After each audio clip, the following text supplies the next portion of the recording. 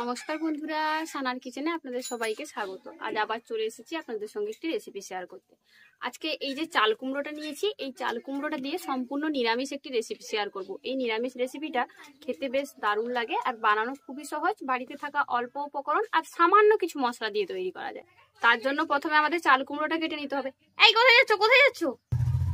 এই দেখুন, এই দেখুন পালিয়ে যাচ্ছে। আরে দাঁড়াও, কাজ আছে। চাল কুমড়োটা কেটে দিয়ে যাবে। পালিয়ে যাচ্ছ কোথায়? চাল কুমড়োটা না কাটলে কি করে রান্না হবে? এক্ষুনি তুমি পালিয়ে যেতে, আমি আবার কোথায় লোক খুঁজতে যেতাম চাল কুমড়ো কাটা। চাল কুমড়ো আমি কাটবো না, জানো না?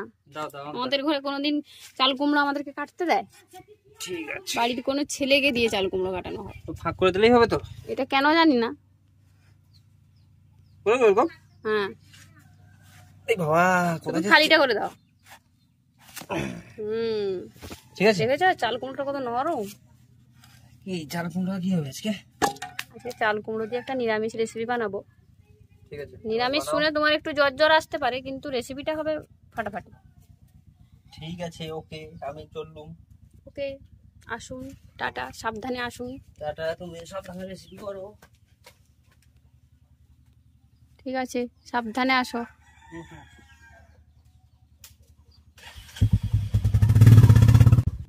চলুন, চাল কুমড়ো তো ফালি হয়ে গেছে। এবার চাল কুমড়োটাকে খোসা ছাড়িয়ে নিয়ে একদম ছোট ছোট টুকরো করে কেটে নেব।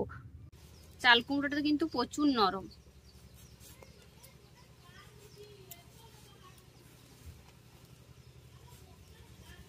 একটু নরম দেখে কচি দেখে চাল কুমড়ো নেবেন, তাহলেই কিন্তু এটা খেতে বেশি টেস্ট লাগে।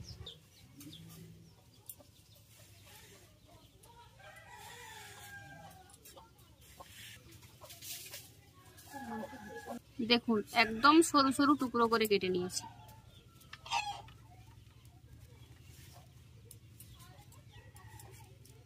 এই যে এইভাবে সরু সরু একদম পাতলা টুকরো করে কেটে নিলে চাল কুমড়োটা তাড়াতাড়ি সেদ্ধ হবে আর রান্নার সময়ও কম লাগবে। আর যেহেতু মশলা খুবই অল্প পরিমাণে ব্যবহার করব, তাই এরকম ভাবে কাটলে মশলাটা খুব ভালোভাবে মিশবেও। বলতে গেলে কোনো মশলাই ব্যবহার করব না, হালকা কিছু উপকরণ দিয়েই আজকে রেসিপিটা খুবই সাধারণ হলেও খেতে কিন্তু এক কথায় অসাধারণ।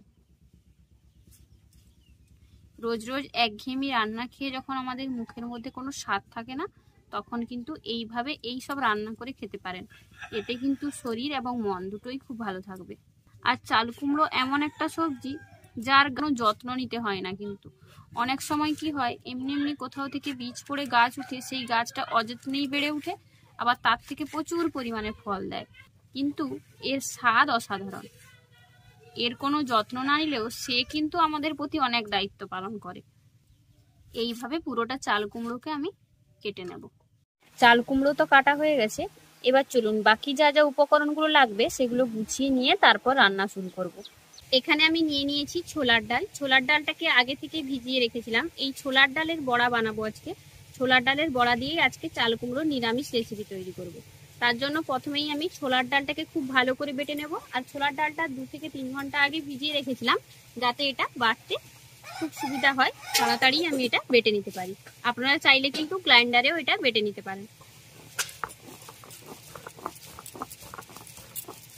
আর চেষ্টা করবেন জল ছাড়াই এটা বেটে নিতে। বেশি জল দিয়ে বাটলে বড়াগুলো বানাতে অসুবিধা হবে, তাই যতটা পরিমাণে জল না দিয়ে বাটা যায় সেভাবেই এটাকে বেটে নিতে হবে।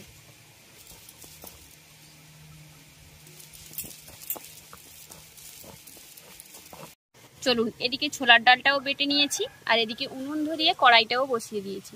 আর দেখেই বুঝতে পারছেন ছোলার ডালটা আমি কতটা শুকনো করে বেটেছি। এবার এর মধ্যে আমি দিয়ে দেব লবণ আর হলুদ গুঁড়ো, এই সাথে একটু গোটা জিরেও দেব আর সামান্য একটু কাঁচা লঙ্কা কুচিও দেব। এবার সমস্ত কিছু দেওয়ার পর ভালো করে এটাকে মেখে নেব, তারপর বড়াগুলো ভাজবো। বড়া ভাজার জন্য কড়াইয়ের মধ্যে দিয়ে দিচ্ছি সর্ষের তেল। আপনারা চাইলে কিন্তু রান্নাটা সাদা তেলেও করতে পারেন। এবার তেলটাকে ভালো করে গরম করে নিয়ে কড়াইর চারদিকে খুব ভালো করে ছড়িয়ে দেবো। এটাকে খুব ভালো করে গরম করে নিয়েছি আর কড়াইর চারদিকে খুব ভালো করে ছড়িয়ে নিয়েছি। এবার ছোট ছোট করে বড়া ভেজে নেব। যেরকম আমরা ছোট ছোট করে বড়ি দিই সেইরকমই বড়াগুলো ভেজে নেব।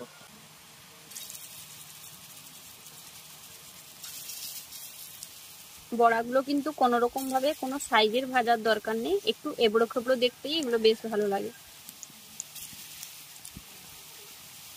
কথায় আছে না, টেরা বেঁকা হোক তবুও আমার, ওই রকম বড়াগুলো আপনি টেরা বেঁকা যেরকমই ভাজুন না কেন, এর টেস্ট কিন্তু অসাধারণ।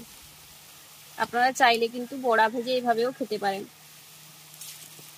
2 পিঠ উল্টে পাল্টে বড়াগুলোকে একটু লাল লাল করে ভেজে নিয়েছি। দেখুন বড়াগুলো কতটা মচমচে হয়েছে।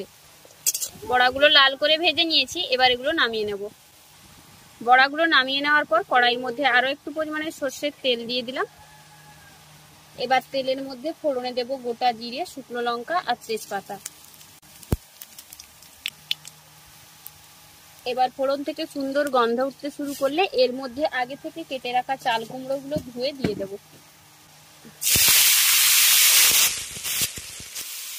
স্বাদ মতো লবণ দিয়ে সমস্ত কিছু খুব ভালো করে মিশিয়ে নেব।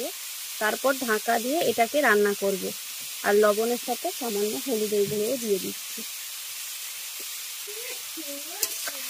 এবার সমস্ত কিছুকে মিশিয়ে নেওয়ার পর ঢাকা দিয়ে এটাকে রান্না করব, যাতে চাল কুমড়োটা খুব ভালোভাবে সেদ্ধ হয়ে যায়। চাল কুমড়ো থেকে প্রচুর পরিমাণে জল বেরায়, তাই আলাদা করে কিন্তু জল দিতে হবে না, ঢাকা দিয়ে রান্না করলেই হবে। চাল কুমড়োটা ঢাকা খুলে দিয়েছি, আর চাল কুমড়ো কিন্তু খুব ভালোভাবে সেদ্ধ হয়ে গেছে। দেখুন চাল কুমড়োগুলো ভেঙে ভেঙেও গেছে সেদ্ধ হওয়ার পর। এবার কিন্তু এর মধ্যে আমি দেব নারকেল কোড়া। যেহেতু নিরামিষ রান্না, আর এই রান্নাটা একটু নারকেল কোড়া দিলে খেতে বেশ ভালো লাগে, তাই আমি এর মধ্যে দিয়ে দিচ্ছি নারকেল কোড়া। নারকেল কোড়াটা দিয়ে খুব ভালো করে কষিয়ে নেব। আর এই নারকেল কোড়াটা দিয়ে কষানোর সময় আমি এর মধ্যে যে ছোলার ডালের বড়াগুলো ভেজে রেখেছিলাম সেগুলোও দিয়ে দেব। এবার সমস্ত কিছুকে খুব ভালো করে কষিয়ে নেব। অল্প অল্প পরিমাণে জল জল ভাব আছে চাল কুমড়োটার মধ্যে, আর একটু ভালো করে এটাকে ফুটিয়ে নিতে হবে। দেখুন রান্নাটা দেখতে কতটা সুন্দর লাগছে, খেতে কিন্তু তার থেকেও বেশি সুস্বাদু। আর মশলা তো তেমন কিছুই লাগলো না, সামান্য জিরে, তেজপাতা, শুকনো লঙ্কা, তেমন কোনো মশলার ব্যবহার নেই আজকে রান্নার, কিন্তু স্বাদ অতুলনীয়। সমস্ত কিছু খুব ভালো করে মিশিয়ে নিয়েছি, আর জলটাও শুকিয়ে গেছে। সবশেষে এর মধ্যে সামান্য একটু পরিমাণে চিনি দিয়ে দিচ্ছি, দিয়ে আবার সমস্ত কিছুকে খুব ভালো করে মিশিয়ে নিলাম। আমাদের চাল কুমড়োর নিরামিষ রান্না একদম রেডি। ছোলার ডালের বড়া দিয়ে চাল কুমড়োর রেসিপি একদম রেডি। এবার এটাকে একটা পাত্রে নামিয়ে নেব। গরম ভাতে পরিবেশনের জন্য চাল কুমড়ো আর ছোলার ডালের বড়া দিয়ে সুস্বাদু একটি পদ আমাদের একদম রেডি। এই সুস্বাদু পদটি খেতে অসাধারণ, আর বানানো খুবই সহজ। আমাদের আজকের এই রেসিপিটা আপনাদের কেমন লাগলো অবশ্যই কমেন্ট করে জানাবেন। ভালো লাগলে বরাবরের মতো ভিডিওটিতে একটি লাইক করে আপনার বন্ধু বান্ধব এবং ফ্যামিলির সঙ্গে ভিডিওটা শেয়ার করার অনুরোধ রইল। আর চ্যানেলে নতুন বন্ধু হয়ে থাকলে অবশ্যই চ্যানেলটি সাবস্ক্রাইব করে নেবেন। সেই সাথে যারা ফেসবুক পেজ দেখছেন তারা অবশ্যই ফেসবুক পেজটি ফলো করে নেবেন। আজ তবে এই পর্যন্তই, আবার দেখা হবে অন্য কোনো রেসিপি নিয়ে। ভালো থাকবেন, সুস্থ থাকবেন, আর এতক্ষণ আমাদের সঙ্গে থাকার জন্য অসংখ্য ধন্যবাদ। আর অবশ্যই রেসিপিটা বাড়িতে তৈরি করবেন। টাটা।